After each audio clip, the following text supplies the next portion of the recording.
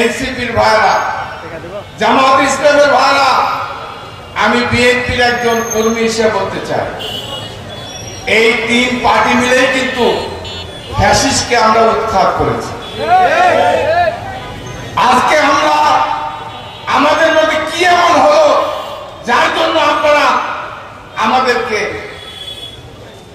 নেতাকে, আমাদের দলের নেত্রীকে, আমাদেরকে আপনারা ইনসাল্ট করছেন, তিরস্কার করছেন? এটা কি ভালো হচ্ছে? আজকে দেখেন, আজকে কি হলো গোপালগঞ্জ, আপনারা মিটিং করতে গেলেন, গোপালগঞ্জে মিটিং করতে গিয়ে আওয়ামী লীগ, স্বৈরাচার, ফ্যাসিস্ট, নিষিদ্ধ পার্টি, তাদের দ্বারা আপনারা আক্রান্ত হয়েছেন। আমরা এই ঘটনার নিন্দা জানাই। এই ঘটনার সঙ্গে